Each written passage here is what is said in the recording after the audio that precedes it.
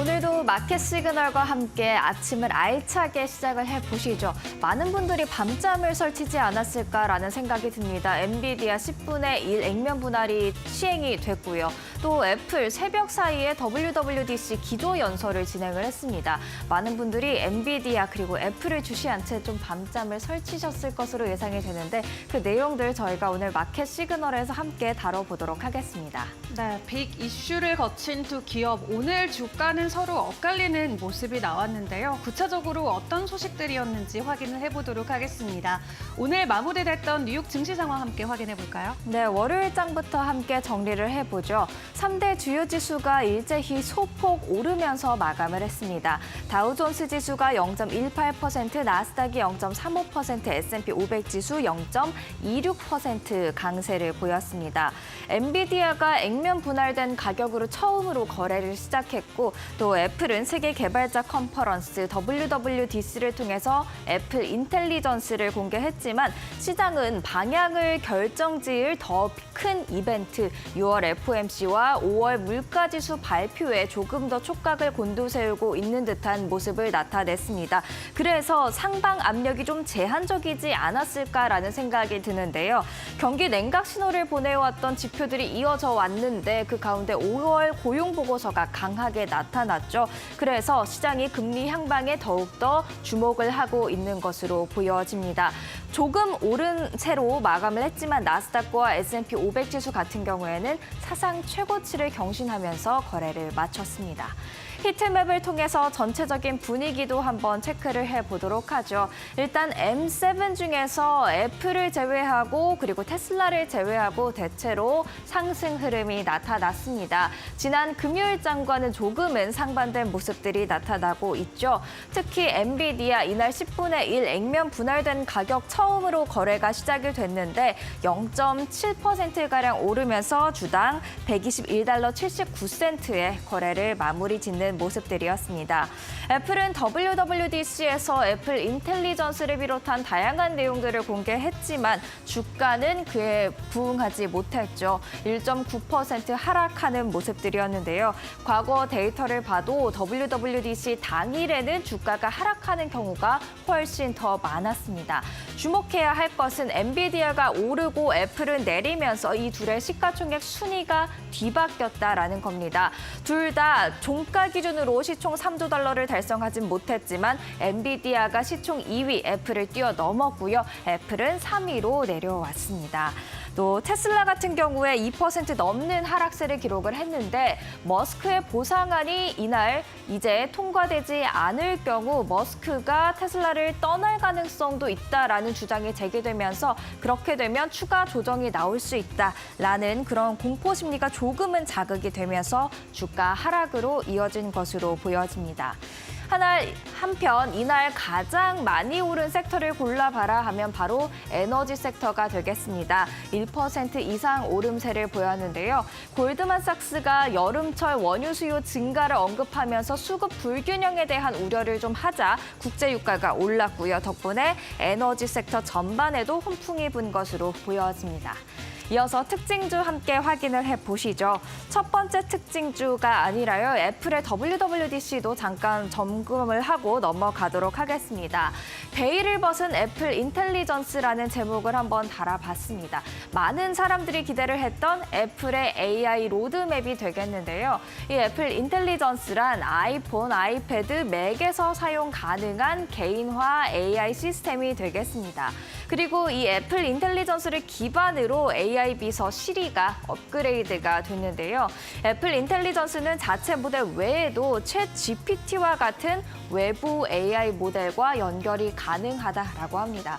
그렇다면 애플만의 AI는 뭐가 다른지 이 팀 쿡 CEO가 설명을 했습니다. 완전히 비공개적이고 안전한 방식으로 정보에 액세스할 수 있다. 이것은 애플만이 제공할 수 있는 AI다라는 설명을 덧붙였는데요. 그만큼 정보 보안에 신경을 썼다라는 의미가 되겠습니다.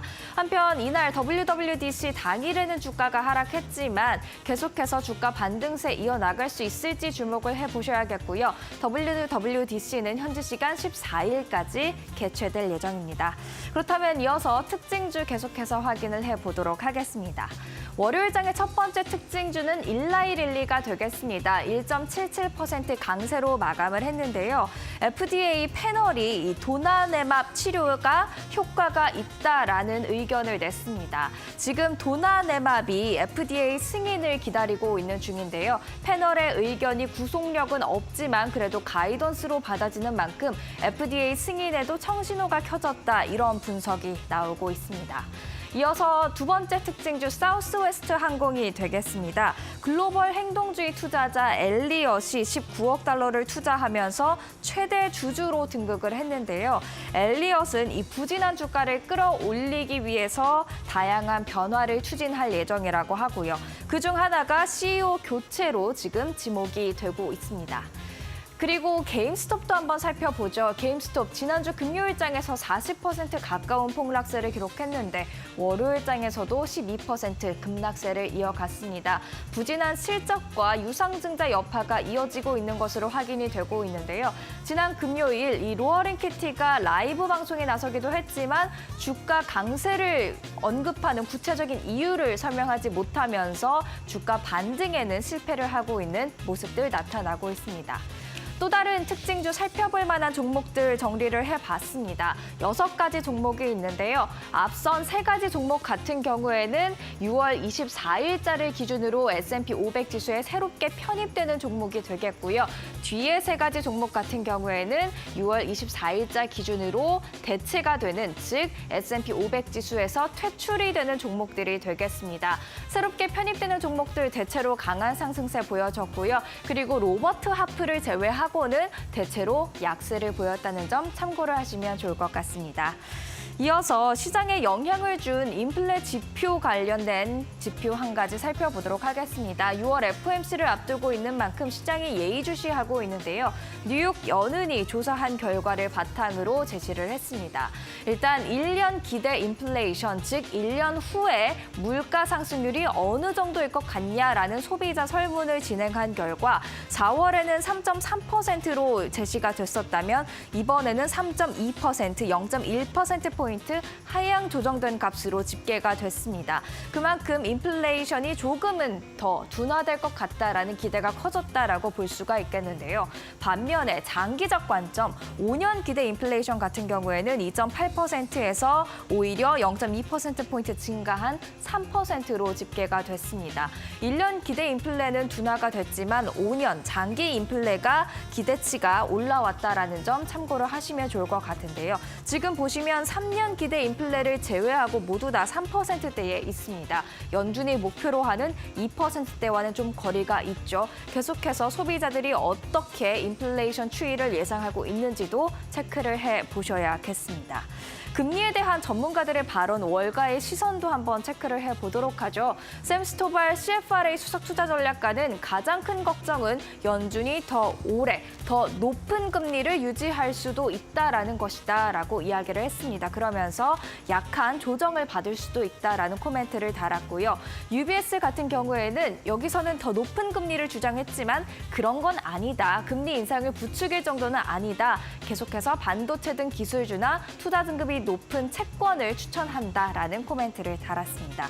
한편 국채금리도 체크를 해봐야 될 것 같은데요. 사실 국채금리가 오르면 주식시장은 하방 압력을 받기 마련인데 지금 금리와 주식시장이 같이 오르는 좀 기이한 현상을 보이고 있다는 점 체크를 하셔야겠습니다. 2년물이 4.885%를 기록했고요. 10년물은 4.469%를 기록했습니다. 국제유가는 앞서 말씀드렸듯이 골드만삭스가 여름철 수요 증가를 예상을 하면서 2.93% 크게 오르는 모습들이었습니다. 배럴당 77달러 선까지 올라왔고요. 국제금값 2,327달러 선에서 거래를 마쳤습니다. 이렇게 월요일장 정리를 해보고 이제는 월가의 전략가를 만날 시간입니다. 함께 들어보시죠.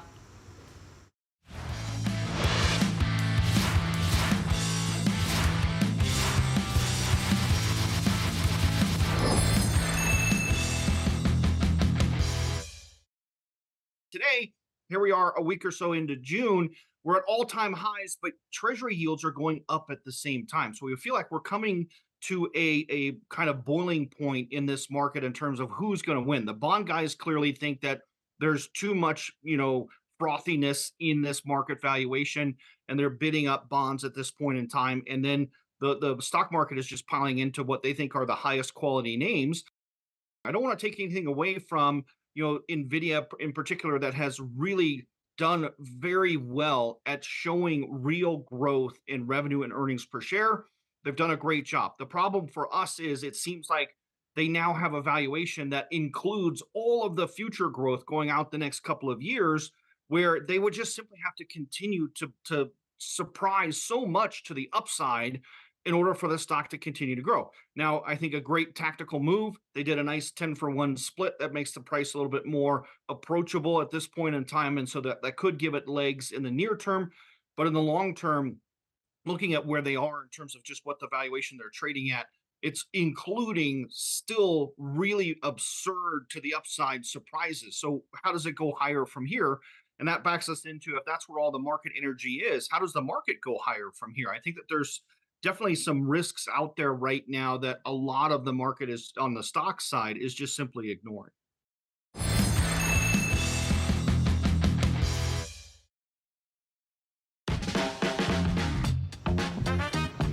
네, 간밤 있었던 주요 이슈들 함께 확인해보는 머스너 5 시간입니다. 일단 여러 가지 빅 이슈들 오늘 증시가 잘 소화를 해주면서 모든 지수는 강보합권에 마무리를 지었습니다.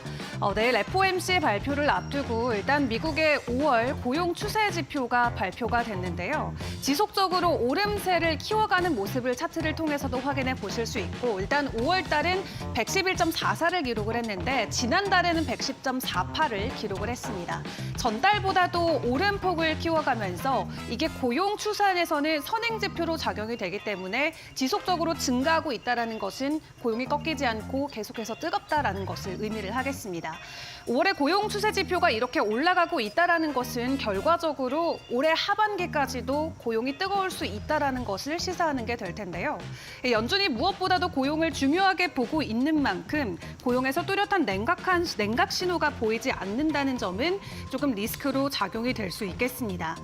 일단 오늘 새벽부터 열리는 올해 4번째 FOMC 회의 주목해 보셔야 될 것 같은데요. 앞서 유럽과 캐나다에서는 피벗에 착수하는 모습을 보였기 때문에 어느 정도 기대감을 가져도 좋겠다라는 의견도 있었지만 지속적으로 고용이 뜨거운 신호를 보내오면서 일단 기준금리 관련해서 올해 몇 번 정도 내릴 수 있을지 이 부분 주목해 보시면 좋을 것 같습니다. 관건은 FOMC 위원들의 금리 전망을 담은 점도표가 될 것 같은데요. 올해 금리 인하 전망 횟수는 2회 이하로 줄어들 것이라는 관측이 현재 우세한 상황입니다. 이런 상황에서 증시는 나쁘지 않았지만 국제금리도 모두 동반 상승하는 모습을 보였는데 내일 FOMC와 CPI 지수 함께 체크를 해보시죠. 그리고 간밤에 또 빅 이벤트였던 애플의 세계 개발자 컨퍼런스 내용도 확인을 해보셔야 될 것 같습니다. 애플이 AI 전략인 애플 인텔리전스를 본격적으로 공개하면서 본인들이 가지고 있는 모든 라인업과 관련된 업데이트 진행을 했습니다. 자세히 확인해보시면 시리뿐만 아니라 아이폰과 애플워치, 아이패드, 또 맥 등 여러 가지 서비스들을 통해서 추가적으로 어떤 라인업들이 준비가 돼 있는지 공개를 했는데요. 다만 중요한 건 시장의 참여자들이 기대했던 부분에 대해서 약간은 약한 발언들이 나오면서 오늘은 실망 매물이 출회되는 모습이 표출이 됐습니다. 일단 팀쿡 CEO 같은 경우도 앞으로도 계속해서 AI 그리고 대규모 언어 모델을 집중하겠다라는 자신감을 보여줬지만 일단 당장의 생성형 AI 서비스나 개발 계획이 아닌 기존 스마트 기능의 업그레이드 수준에 머물렀다라는 지적이 나오면서 발표 이후 주가는 하락세를 면치 못했습니다. 일단 앞으로 애플 아이폰 사용자들은 개인정보 유출 걱정 없이 개인 맞춤형 인공지능 애플 인텔리전스를 제공받을 수 있는데요. 이 애플 인텔리전스를 통해서 앱 전반에 걸쳐서 AI를 통한 글 요약이나 글쓰기가 가능하고요. 이미지도 편하게 생성할 수 있다고 합니다. 다만 이미 나와 있는 기존 AI 서비스와 비슷한 수준의 AI 기능이었기 때문에 투자자들은 크게 환호하는 모습도 아니었던 것 같고요. 그리고 자사의 고유의 생성형 AI 서비스를 개발한 게 아니라 기존 시내의 기능에 오픈 AI가 개발한 챗 GPT와 연계해서 사용하는 방안을 내놓은 만큼 일단 애플의 생성형 AI 개발 서비스나 계획을 기대했던 투자자들은 적지 않은 실망감을 보인 것으로 확인이 되고 있습니다. 그래도 지금까지 AI 지각생이라는 타이틀이 있었던 만큼 애플 인텔리전스를 통해서 본격적인 AI 모멘텀을 만들어가고 있는 애플인데요. 앞으로의 주가 흐름은 어떻게 이어질지 이 부분도 확인을 해보시죠. 이어서 다음 소식 보도록 하겠습니다. 애플만큼 뜨거웠던 게 오늘 새벽에는 엔비디아였는데요. 오늘부터 본격적으로 액면 분할 시작을 합니다. 결국 장중에 다시금 시총 3조 달러를 회복해주는 모습이 나왔습니다. 일단 지난 7일 종가 기준으로 액면 분할을 진행한다라는 소식을 전해왔었죠. 이에 오늘 액면 분할에 착수하면서 120.89달러에 엔비디아 출발을 했습니다. 이번 액면 분할을 놓고 사실 전문가들의 의견은 엇갈리고 있습니다. 우리가 생각하는 것만큼 뜨겁게 반응하지 않을 수도 있다라는 우려감도 있는데요. 일단 CNBC는 주식 분할이 기업의 펀더먼털이나 주식의 내재 가치를 바꾸는 것은 아니다라고 이야기를 전했고요. 골드만삭스 같은 경우도 2019년 이후에 진행됐던 45차례 주식 분할 사례를 확인해 보면 이 분할을 한다라는 소식 이후에는 주가가 평균적으로 4% 정도 상승을 했지만 정작 분할하고 나서는 효력이 나타나지 않았다라는 분석을 내놓기도 했습니다. 그런 가운데 인공지능 반도체 시장을 장악하고 있는 엔비디아가 앞으로는 뉴욕 증시도 완전히 장악할 것이라는 전망도 나왔는데요. 이 한 시대를 장악했던 애플이나 마이크로소프트와 같이 그 어떤 기업도 해내지 못했던 수준의 시장 장악력을 엔비디아가 확보하게 될 것이라는 전망도 나왔습니다. 지금 엔비디아의 시총이 앞으로 2배 넘게 증가해서 S&P 500 지수 시가총액의 15%까지도 이를 수 있을 것이다라는 예상치가 나왔는데 이미 엔비디아의 주가는 올해 들어서 150% 폭등한 바 있습니다. 하지만 중요한 건 PER은 계속 낮아지고 있다라는 게 될 텐데요. 지난 2월에 발표했던 분기 실적 때는 PER이 60배였는데 이번에 엄청난 실적을 발표한 엔비디아의 PER은 오히려 45배까지 내려간 상황입니다. 현재 구간에서 오히려 밸류에이션에 대한 매력도가 부각이 되고 있는데 이 지금 수준에서도 추가적인 가격 상승이 계속 이어질지 엔비디아의 행보도 함께 지켜보시죠. 이어서 테슬라의 이슈도 확인을 해보셔야 될 것 같습니다. 내일 우리가 CPI 그리고 FOMC 회의를 소화하고 나면 목요일에는 테슬라의 주주총회 이슈가 있습니다. 여기에서 머스크의 70조 원 가까이 되는 이 보상안과 관련된 승인 여부가 나오게 되는데요. 만약에 주주들이 마음을 모아서 승인을 해주게 된다면 어떤 일이 일어날까요? 그럼에도 불구하고 델라웨어 법원에서 이미 판결을 내렸기 때문에 다시금 판결을 관련해서 번복을 할 가능성이 낮다라는 전문가들의 의견도 있습니다. 그렇기 때문에 승인 자체에 대한 여부보다는 앞으로 머스크의 리더십이 더 중요하다라는 이야기들도 나오고 있는데요. 만약 일론 머스크 테슬라 최고 경영자의 보상안 패키지가 만약에 진행되지 않는다라고 했을 때 테슬라의 주가는 되려 급락할 수 있다라는 월가의 분석도 나오고 있습니다. 번스타인의 토니 사코나기 분석가는 머스크의 보상 패키지가 통과되지 않으면 테슬라 주가는 잠재적으로 5% 이상 떨어질 수 있다라는 내용을 투자자들에게 보낸 것으로 확인됐고요. 이뿐만 아니라 머스크의 보상 패키지가 주주총회에서 통과되지 못할 경우 머스크는 테슬라를 떠날 수도 있다라는 리스크를 경고하기도 했습니다. 그런 가운데 일론 머스크는 올해 테슬라의 새로운 신형이죠. 모델 Y의 신형의 출시와 관련해서는 일단은 출시 계획이 없다라고 이야기를 전하기도 했는데요. 당장 목요일에 전해질 내용을 먼저 확인을 해보셔야 될 것 같지만 테슬라 안에서 지속적으로 균열이 나오면서 오늘 테슬라 주가는 2% 하락으로 마무리를 지었습니다. 마지막으로 암호화폐 시장 상황도 함께 확인을 해보시죠. 간밤에 7만 달러 선으로 비트코인이 다시금 반등하는 흐름을 보였습니다. 그리고 또 새로 발표된 자료를 확인해 보면은 미국의 상위 헤지 펀드들 중 절반 이상이 비트코인의 현물 ETF를 보유하고 있는 것으로 확인이 되고 있습니다. 헤지 펀드뿐만 아니라 기존의 IRA라던가 패밀리 오피스들 그리고 연금 쪽 기관에서도 비트코인의 현물 ETF를 보유한 것을 확인할 수 있는데요. 다만 보유하고 있는 그 포트폴리오의 비중은 굉장히 미미한 수준으로 확인이 되고 있습니다. 전체 포트 안에서도 0.2% 정도의 비중으로 비트코인을 보유하고 있는데 조금 역발상으로 생각을 해봤을 때 오히려 앞으로 이런 기관들 쪽에서 추가적으로 수요를 늘릴 수 있는 가능성도 있기 때문에 현재 수준을 불안하기보다는 오히려 긍정적인 관점으로 바라보자라는 입장도 있는 것 같습니다. 지금까지 머스노5 시간이었습니다.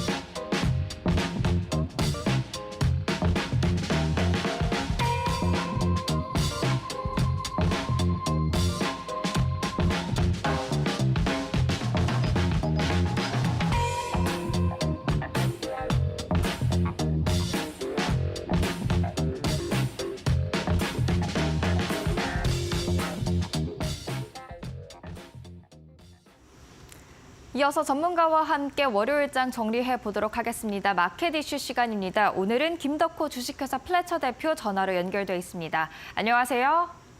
네, 반갑습니다. 네, 월요일장이 소폭 상승 마감을 하긴 했습니다만 전체적으로는 좀 분위기가 침착했다라는 그런 평가들이 많은 것 같습니다. 6월 FOMC를 앞두고 있어서인 것 같은데요. 월요일장 저희가 어떻게 정리할 수 있을까요?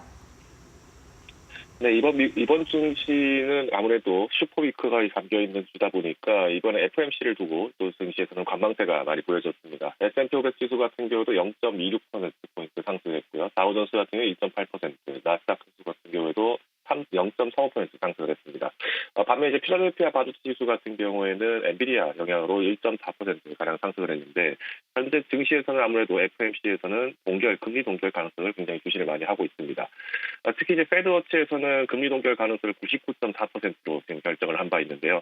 이 부분은 이제 지난 한 달 전과 비교를 했을 때 불과하면은 상당 부분 탄력을 많이 얻고 있다라고 좀 말씀드릴 것 같습니다.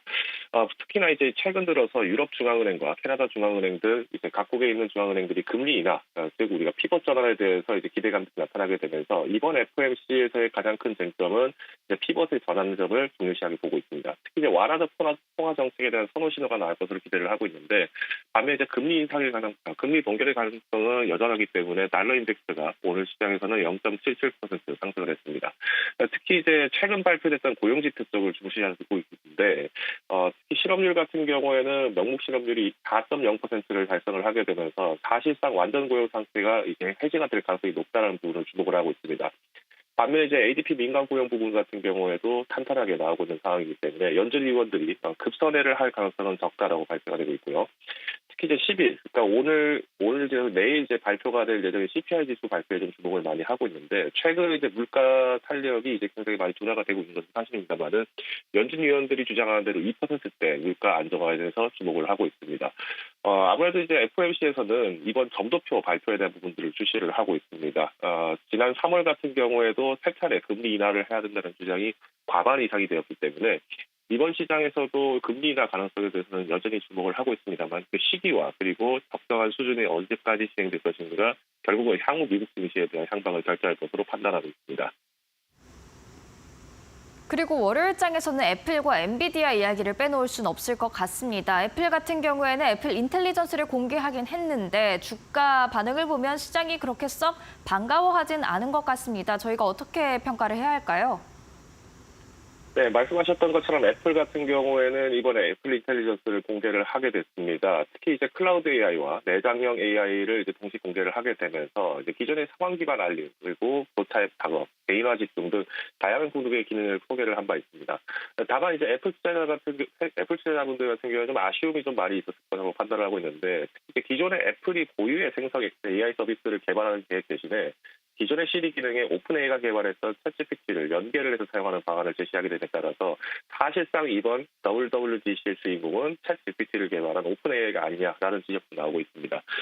현재 이제 AI폰 시장에 대해서 굉장히 많은 경쟁성들이 지금 나타나고 있습니다.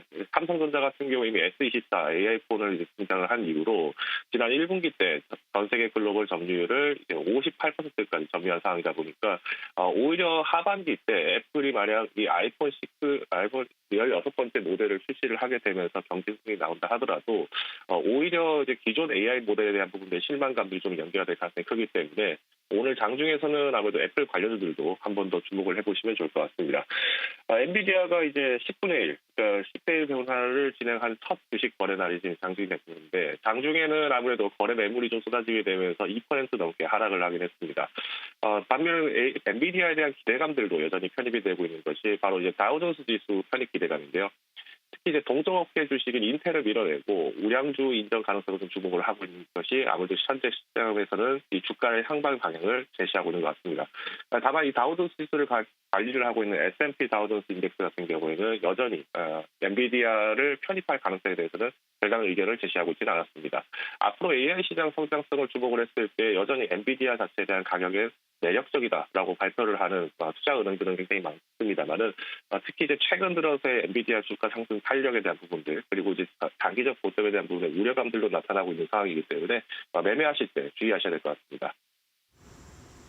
계속해서 애플과 엔비디아의 주가 추이 확인을 해보셔야겠습니다. 지금까지 김덕호 주식회사 플래처 대표와 전화 연결로 월요일장 정리해봤습니다. 말씀 감사합니다. 감사합니다. 이번에는 시장에 영향을 미칠 수 있는 마켓 리더들의 한마디 듣고 오겠습니다.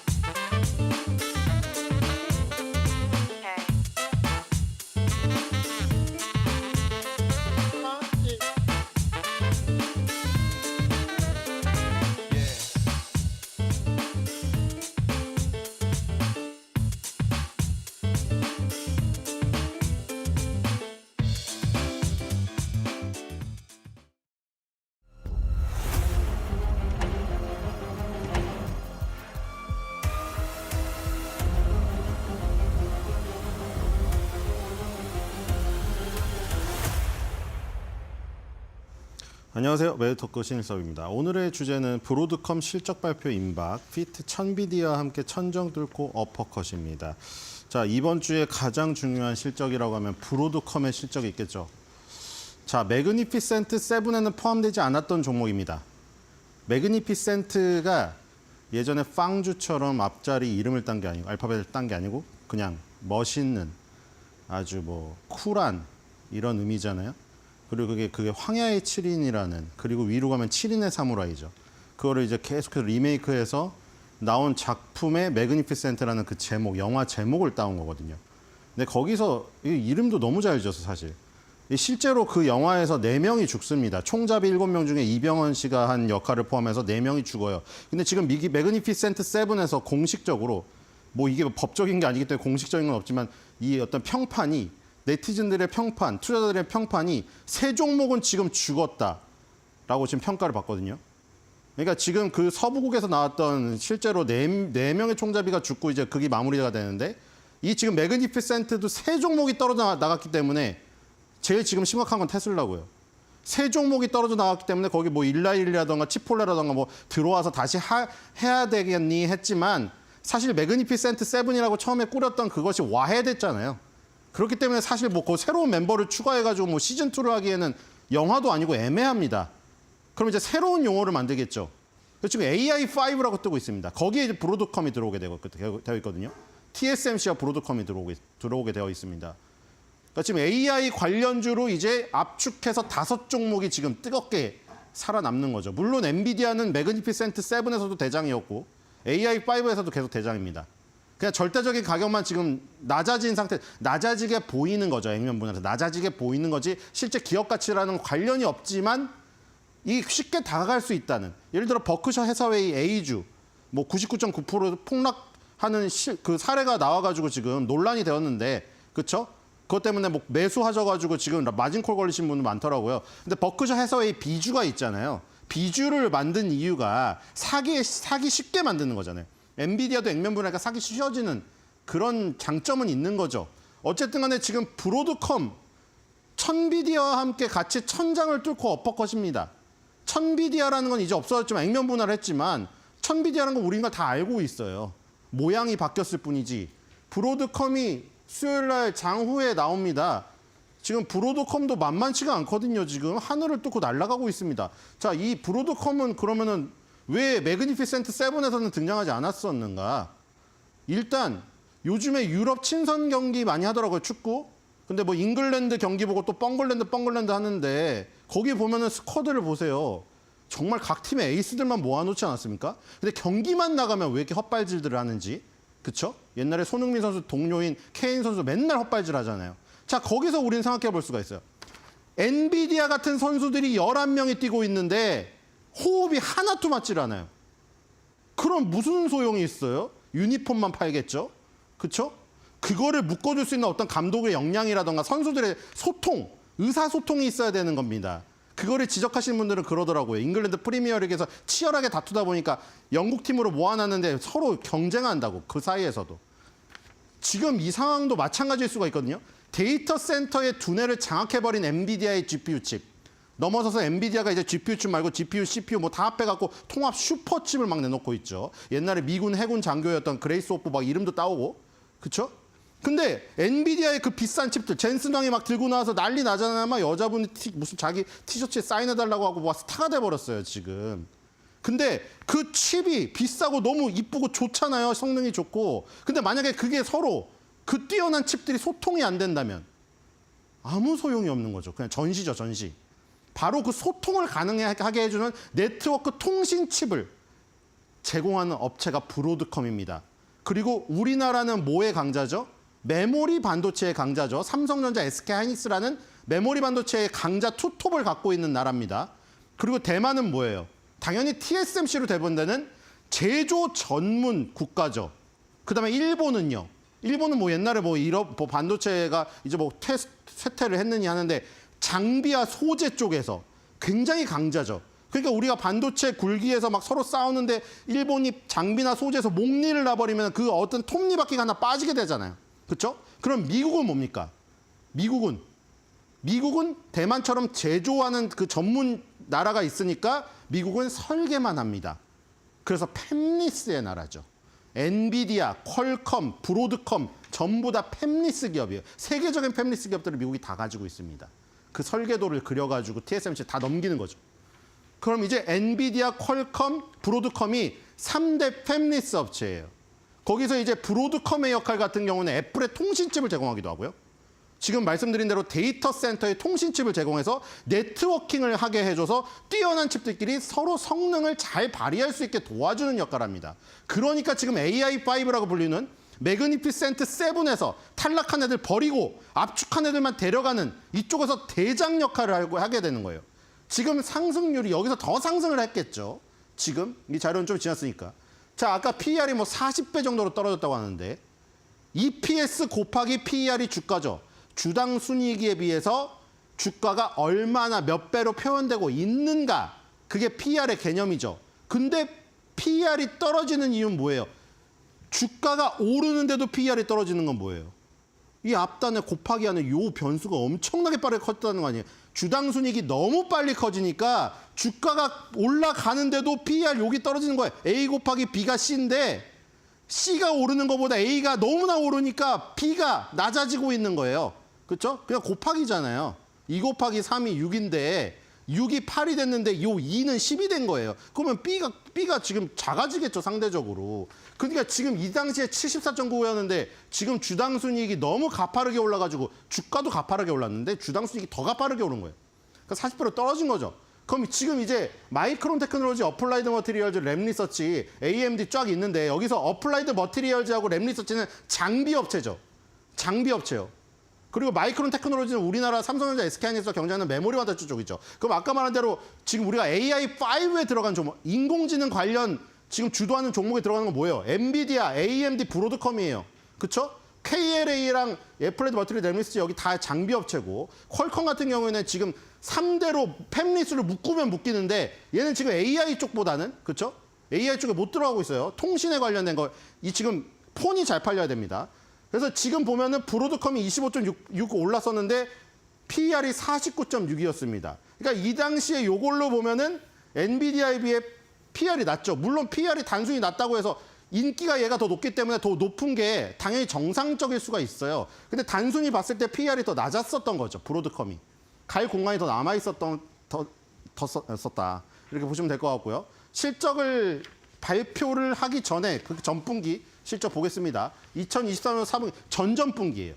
2023년 4분기에 매출액이 4% 늘어가지고 2023년도 4분기 거니까 2022년도 4분기 대비겠죠. 대비 매출액이 4% 증가했습니다. 9.3 빌리언 달러고요. 그거를 그 순이익은 3.52 빌리언 달러로 전년 동기 대비 5% 증가했습니다. 그걸 주당으로 나누니까 8.25가 나왔고 그것도 전년 동기 대비 5% 증가했고요. 그리고 일회성 비용 제외하고 조정 주당 순이익으로 하면 조금 더 늘었습니다. 일회성 비용이 들어가 있기 때문에 그 제외했습니다. 1% 올랐더니 6%가 올라서 11.06이 나왔어요. 2022년도 4분기 대비해서 2023년 4분기는 전반적으로 다 증가를 했고요. 그리고 여기 매출을 보면은 세미컨덕터 반도체 솔루션이 80% 가깝죠. 이게 지금 칩이에요. 그러니까 칩은 우리가 손을 만들 수 있잖아요. 엔비디아 칩이나 이런 거 젠스동이 만지고 갖고 들어오잖아요. 그러니까 하드웨어죠. 하드웨어인데 이쪽 인프라스트럭처 소프트웨어 여기 지금 2023년도 4분기 기준으로 21% 정도 차지하는 이 부분 이건 소프트웨어입니다.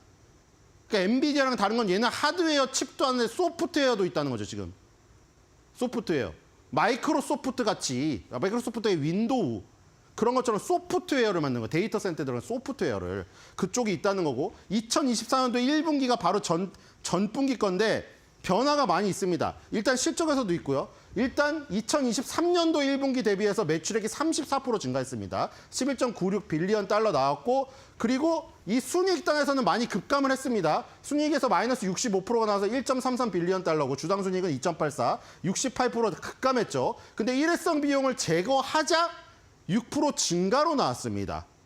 그렇죠? 그리고 변화가 가장 많았던 건 바로 이 매출 믹스에서 큰 변화가 일어났습니다. 아까 여기 기억하시나요? 여기 인프라스트럭처 소프트웨어 부분이 21.2였는데 2023년 4분기에서 한 분기 지났는데 몇 프로가 늘었습니까? 거의 17%가량이 늘었습니다.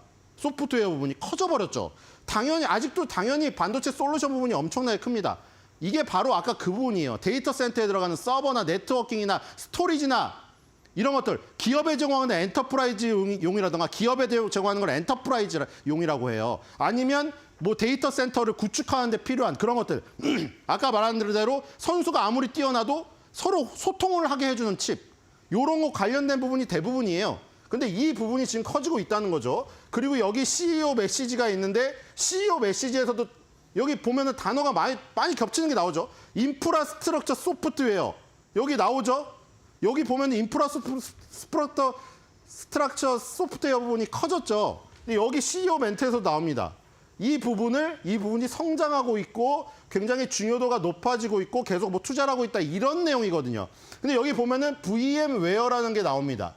이 소프트웨어 회사를 인수하면서 저 부분이 커지기 시작한 거예요. 그러니까 브로드컴에서 가장 큰 변화가 이겁니다.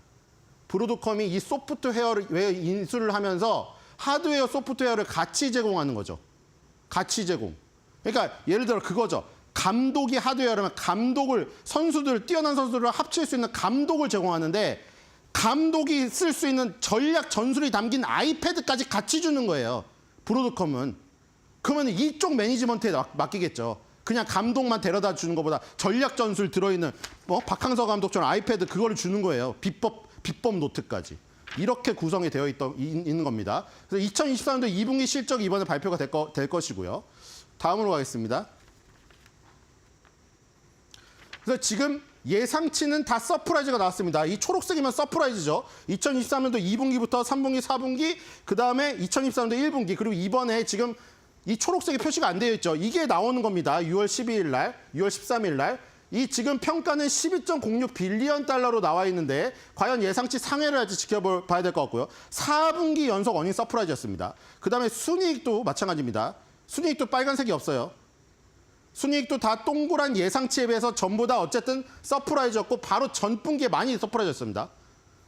여기서 그래서 완전 떠 있죠. 그리고 이번에는 주당 10.85 달러로 예상되고 있는데 이걸 뛰어넘는지 봐야 됩니다. 이 예상치가 지금 전분기보다 시장에서 높게 예상하고 있죠. 이걸 뛰어넘는다면 또 어닝 서프라이즈가 나오게 됩니다.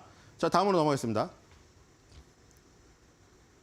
자, 그래서 이런 뉴스가 나오고 있습니다. 브로드컴 is the best AI 스토리 애프터 엔비디아. 자, 엔비디아 다음에 가장 좋은 AI 스토리를 꾸려 나갈 수 있는 종목이 브로드컴이라고 지금 이제 기사가 바뀌기 시작하고 있습니다. 그 주목을 하셔야 되는 종목이고. 자, 다음으로 넘어가겠습니다. 자, 지금 11.66%만 오르면 시장 컨센서스 목표가 1589.71에 도달해버리게 됩니다. 자, 어마어마하죠. 천비디아는 이제 액면 분할해서 천비디아가 겉으로는 아니잖아요. 얘가 지금 저기예요. 천브로드컴이에요. 천로드컴이라고 해야 되나요? 지금 1424.69인데 좀 있으면 1600달러 가겠습니다. 자, 의견을 보겠습니다. 의견은 뭐 당연하죠. 스트롱 바이입니다. 엔비디아와 마찬가지로 스트롱 바이예요. 이 바이 의견이 20개입니다. 자, 차트를 보겠습니다. 이런 걸 반영해서 모습도 상당히 좋죠. 지금 계속 계단식으로 올라가고 있고요. 이 채널 상단이 계속 상승하고 있기 때문에 이쪽으로 계속해서 관통해서 올라가기만 한다면은 목표 주가가 달성되게 될 것 같죠. 얘도 액면 분할할지도 모르겠어요. 주봉, 월봉으로 하겠습니다. 한 주가 무려 1,500달러입니다. 자, 주봉을 보시면 어때요? 일봉은 계속 상승했지만 주봉은 이제 박스권을 넘어서 여기에 올라가고 있습니다. 또 한 번 계단식 상승할 수 있는 위치에 있죠. 월봉을 보겠습니다. 지금 엔비디아도 그렇고 한없이 오르고 있기 때문에 자, 여기서 지금 1,400달러를 뚫려가고 있죠. 여기를 뚫는다면 또 새로운 곳이 열려서 지금 바로 목표 주가 1,600달러가 열리게 됩니다. 자, 브로드컴 그동안 숨어 있었지만 AI5 종목으로 다시 묶여가지고 매그니피센트 7보다 훨씬 더 강렬한 모습을 재현하려고 하는 모습이 보이고 있습니다. 그래서 이런 오늘의 한 줄 매도평을 남겨보겠습니다. 브로드컴, 자네 어디까지 갈 텐가?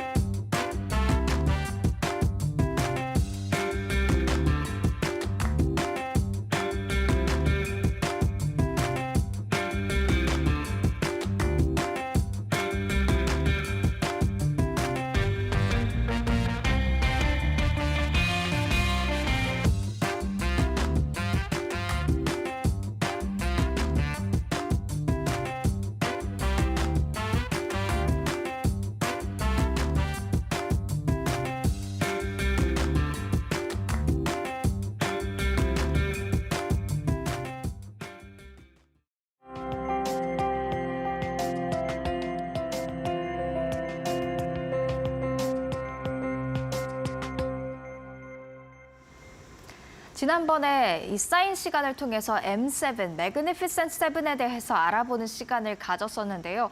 이제 M7은 한물 갔고 F5의 시대가 왔다라는 주장이 제기가 됐습니다. 과연 F5는 무엇인지 오늘 이 시간을 통해서 또 알아보려고 합니다. 오늘의 주제, M7은 가라, 이제는 F5다가 되겠습니다. 먼저 F5 무엇의 줄임말인지 그리고 어떤 종목이 편입이 되어 있는지 한번 같이 보시죠. F5는 판타스틱 5라는 의미를 가지고 있습니다. 아주 황홀한 5가지의 종목이라는 거죠. 그 5종목은 이렇습니다. 노보노디스크, 루이비통 모에 헤네시, 아스트라제네카, SAP 그리고 ASML이 되겠습니다. 국가 주가도 다양하고요. 그리고 분야, 업계도 다양한 5가지 종목입니다. 각 나라의 시가총액 1위 기업이 해당이 되고요. 또 당연히 우량주이기도 하겠죠. 그런데 왜 M7을 잊고 F5에 투자를 해야 된다라고 주장을 하고 있는 걸까요? 여러 가지 이유들이 있는데요. 하나하나 살펴보도록 하죠. 먼저는 수익률 측면에서도 M7보다는 F5다라는 주장이 있습니다. M7에 비해 F5의 수익률이 더 안정적이다라는 주장 손버그 인베스트먼트가 하고 있는데요. 물론 M7도 F5도 각 나라에서 굉장히 우량주이기 때문에 시장을 아웃퍼폼하는 경우가 많습니다. 그런데 M7과 F5 이 둘을 놓고 비교를 해보면요. 보시는 진한 남색 선이 F5가 되겠고요. 하늘색 선이 M7이 되겠습니다. 지금 F5가 32%가량 오를 때 같은 기간 이 M7 같은 경우에는 25% 상승에 그쳤습니다. F5의 수익률이 더 좋았고요. 그리고 시장이 한창 조정을 받던 시기였죠. 2022년에 한번 보시죠. M7이 하방 압력을 가뜩 많이 받았던 것에 비해서 F5는 꽤 안정적으로 이 시장 조정기를 거치는 모습들이 나타났습니다. 그런 점에서 F5가 조금 더 안정적인 수익률을 가져갈 수 있는 방법이다라고 주장을 하고 있는 것이죠. 그리고 사실 시장 전반을 따져봐도 F5가 아웃퍼폼하는 그 비중이 더 컸는데요. 한번 다음 차트를 같이 보시죠. 이 차트부터 한번 보도록 하겠습니다. 남색이 그대로 F5의 수익률이 되겠고요. 이 노란색 선은 유럽 시장의 수익률이 되겠습니다. MSCI 유럽 지수가 되겠는데요. 이 MSCI 유럽 지수보다 F5 17%의 아웃퍼폼하는 능력을 보여줬습니다. 반면 미국은 어땠을까요? M7 물론 시장을 아웃퍼폼하긴 했습니다만 MSCI 미국 지수보다는 8% 아웃퍼폼 하는데 그쳤습니다. 그러니까 F5가 M7보다도 아웃퍼폼 하지만 시장과 비교했을 때도 더욱더 큰 아웃퍼폼 능력을 보여준다. 즉 수익률 측면에서 M7보단 F5다라는 주장이 나오고 있는 겁니다. 그리고 안정성도 우리가 체크를 해봐야 될 요소가 아닐까 싶은데요. 초록색이 IT, 그리고 남색이 재량 소비재, 하늘색이 헬스케어, 노란색이 커뮤니케이션 섹터가 되겠습니다. 보시면 M7이 IT 비중이 월등히 높습니다. 그에 비해서 이유는 상대적으로 조금 더 다양한 그런 분포도를 가지고 있죠. 그렇기 때문에 지금같이 AI 열풍이 불어서 IT 섹터가 잘 나갈 때 물론 훈풍을 더 많이 받을 수는 있겠지만 더 쉽게 흔들릴 수도 있다라는 주장 손버그 인베스트먼트가 하고 있는 겁니다. 실제로 2022년에 M7이 더 강한 하방 압력을 받았던 이유도 바로 여기에 있다라고 지적을 하고 있죠. 이어서 계속해서 안정성 측면에서도 매출 비중을 따져볼 수가 있겠습니다. F5의 지역별 매출 비중이 더 고르다라고 손버그가 주장을 하고 있는데요. M7부터 한번 보실까요? M7은 매출의 50%가량이 홈타운, 홈그라운드, 미국에서 나오고 있습니다. 반면 F5 같은 경우에는 지역별 매출 비중, 홈그라운드인 유럽에서는 23%, 미국에서 33%, 기타 44%로 조금 더 분포가 다양하게 고르게 상대적으로 되어 있는 것을 확인을 할 수가 있습니다. 그렇기 때문에 어느 국가가 좀 잘 나가거나 뒤처져도 전체적으로 안정적인 건 바로 이 F5다라고 주장을 하고 있는 겁니다. 그렇다면 이번에는 성장성 측면에서도 F5가 우위에 있다라는 것을 손버그 인베스트먼트 주장을 하고 있는데요. 다음 차트를 한번 같이 보시죠. 이 주가에 있어서 항상 중요한 건 성장성이 되겠습니다. 이 측면에 있어서도 M7보다 F5가 낫다라는 건데요. 남색 바가 F5, 하늘색 바가 M7이 되겠습니다.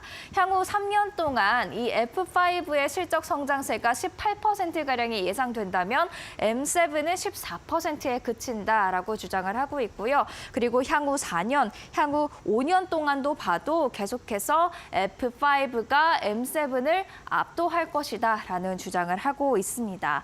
왜냐 당연한 것이 노보노디스크 지금 비만 치료제 시장에서 1위를 달리고 있고요. 그리고 ASML이 반도체 수요가 증가하면 당연히 노광 장비를 독점 공급하고 있기 때문에 수혜를 입을 수가 있고 또 클라우드 시장도 앞으로 AI 열풍으로 인해 확대가 될 텐데 그렇다면 SAP의 실적 성장세도 강할 수밖에 없을 것으로 예상이 되고 있습니다. 그렇다 보니까 M7보다 F5 성장세도 좋게 본다라는 겁니다.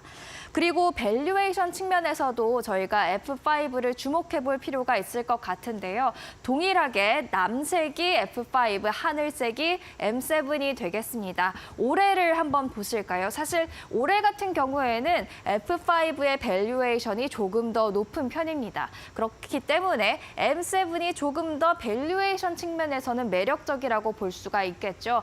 하지만 앞서 봤던 성장성, 이 F5가 강한 성장을 상대적으로 이어갈 것이다라는 것을 예측을 해보면 갈수록 F5의 밸류에이션이 상대적으로 더 낮아진다라는 것을 확인할 수가 있습니다. 높은 밸류에이션에 굳이 리스크 있게 들어가실 필요는 없겠죠. 그런 측면에서 지금 F5를 주목해 볼 필요가 있다라는 주장이 되겠습니다. 이렇게 수익률, 안정성, 성장성, 향후 밸류에이션 네 가지 측면에서 지금 M7보다는 판타스틱 5, F5에 주목할 필요 있다라는 주장을 손버그 인베스트먼트가 했는데요. 제가 팀랭스를 통해서 해당 5가지 종목들을 일일이 찾아본 결과 월가의 애널리스트들도 모두 강력 매수 또는 매수를 추천하고 있었습니다. 유럽 시장에 관심이 있으신 분들은 F5 주목해 보시길 바랍니다. 지금까지 사인이었습니다.